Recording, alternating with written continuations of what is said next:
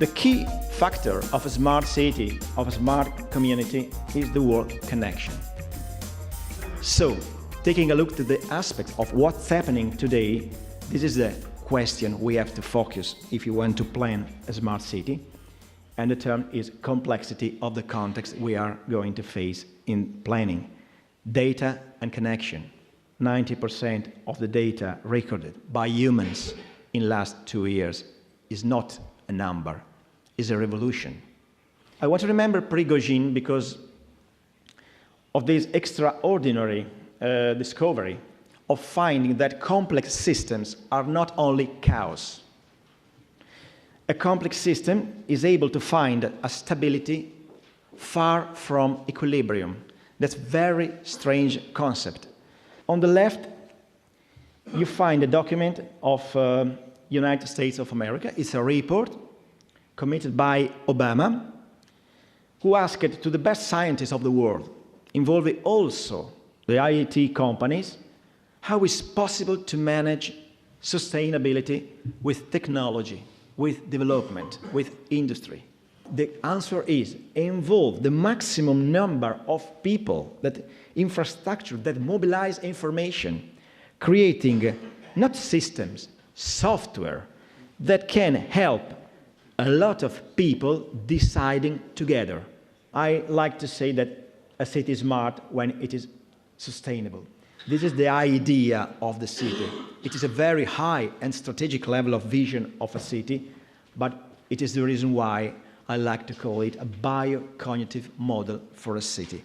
We have to copy. We have to be probably inspired by nature if you want to create that. This process of e-governance becomes from an experiment we have done in Italy about the Q-cumber project, because something very important we learned by this experience, the Q-cumber experience. We created a network of people joining and connecting. Stressor, things that produce impact with people. And that experiment helped us to understand that it creates innovation.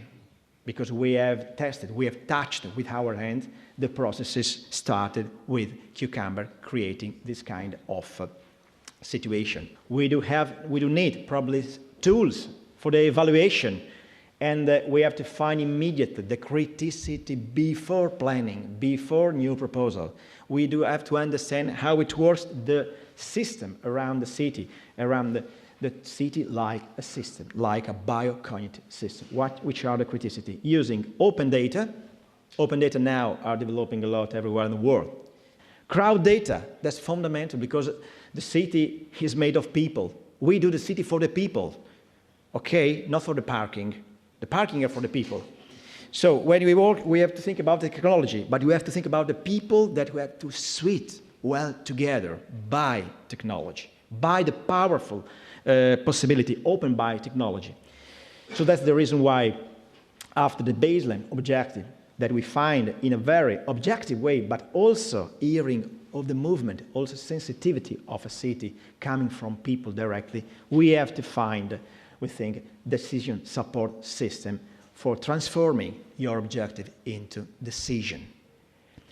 And this is the key point of discussion. Decision support system uses science, but we have to tell the truth to ourselves. We do not have the model for making the best decision. So that's the reason why we have to use the best models and the best way to communicate, to share data, information with the largest number of scientists, people, and everyone has to go a role into this process if we want to go toward a quality process. We think the key factor for opening a new world of social responsibility is to share all the information. When we published on the Q-cumber network the impact, and people started not only to see impact against them, but who impact who. It's not for finding someone to kill. It's for finding the best solution, giving the system a perception like if it was an alive system. putting itself in the best condition for surviving. That's the reason why the paradigm we want to promote by Q-cumber is to open, to share the information about impact, because if we see each other, it's necessary a complex system finds the best solution to get aware. It is a platform in which every kind of your project, every kind of your model, of your idea, of your suggestion, of your technologies can play a very strategic role if you want to make the world a better place. Giuseppe Magro has been stimulating us in the UK to think about things along the lines of his idea of Q-cumber. And I just want to talk a bit about an approach that, so I should say, it has an approach, a systems approach. He didn't use that word, I noticed, in his presentation. It's another way of talking about the connectivity and leading to decision-making, involvement, and so on. And I find that quite interesting, and I'll show you one or two ideas from that. So what is intelligent e-governance, which I think is one of the titles of this session? It's the application of the concept of the city as a system, as I would say, using data, human involvement, and e-systems to improve decision-making and social political involvement in exploring and understanding and establishing governance and specific policies. And the great value of the system thinking is it enables you to bring together the natural sciences, technology, and social sciences. And now this application over all these areas of science is tremendously improved because we have a tremendous range of technology for communication and computation. So my last sort of area here is involving people. So, and again, Professor Magro has referred to this. People provide data. They provide it to government, commerce, science in defined ways where the information is in some particular format. And they may provide information in terms of response to proposed policies. As I mentioned, we should perhaps be asking people to consider alternatives. Social media, it has no formalized structure. And this may be a problem, but also, of course, this is a new challenge. How do you study this data which is not formalized? And of course, it's also important for verification. Now, the last point is that information is not just going one way from people to government, to people to society, but the information coming back to people in relation to the data that they put out. And it could be their own or other people's data. And there's two examples. Well, we've already had the Q-cumber advertisement and this remarkable way in which information of many types of environmental impact is put together in order to give an overall view. So I put that slide up. But this is the one which I think is one of the most remarkable results anywhere in the world for combining a science and human approach to a very difficult problem. So the people with these mobile phones will send back a simple message, which is a color-coded one. It's a yellow one if the river level has got to your knee. It's an orange one if it's got to your tummy, and it's a red one if it's somewhere up here.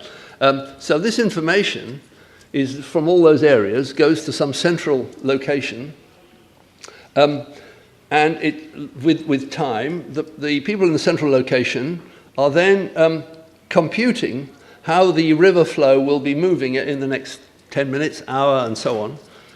So that's data coming in, quite informal data, which is extremely valuable. The data is then processed in real time. But then what's important is that information goes back to every individual where they're sitting, or and telling them either they're going to be, as it were, drowned, or they should move away, or don't worry, the water level is going to drop. So this is an example of the use of a very sophisticated use of modeling two-way data in a very complex situation.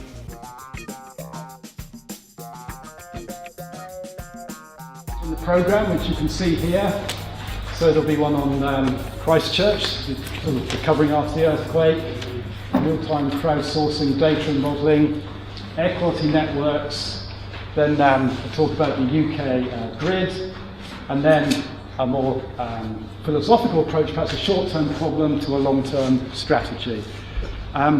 So the first speaker today. So this is the home screen of Q-cumber, the web platform. The data, this is Cambridge, one of our partner cities. We uploaded over 100 data sets from over 30 data providers as part of the project. The data are organised into hierarchical tree structure. In the transport category, this is road data, showing major road emissions. So these are the roads colour shaded by CO2 emissions. So you can see the major roads, the motorways, show up in red, and clicking on the roads it's possible to view the CO2 emissions and the particulate emissions, the local air quality emissions for the roads. Live data bringing in real-time weather forecasts, real-time European predictions of air quality, and then modelling 30,000 road sources explicitly with CRC's own air quality modelling software to create a street-level forecast. So this is from a couple of days ago, but if I was able to use the website on this computer, I could show you today's forecast and tomorrow's forecast.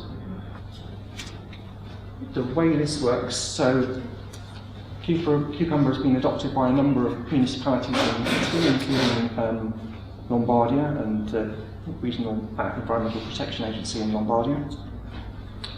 Citizens can report odour problems, so Q-cumber is very much a map-based platform. People can click on the map and report odour problems by assessing the odour on a very simple scale of 1 to 5. It's possible to bring those together and identify likely sources of odour nuisance. So by bringing in spatial and time information of where people have reported the smells, calculating a back trajectory with the weather data and the dispersion model. So in conclusion, Q-cumber, we feel, presents new ways to assess impacts and communicate with the public. In the UK, we've shown it being used with official data, city data, helping the cities promote their agenda of openness and sharing data with the public.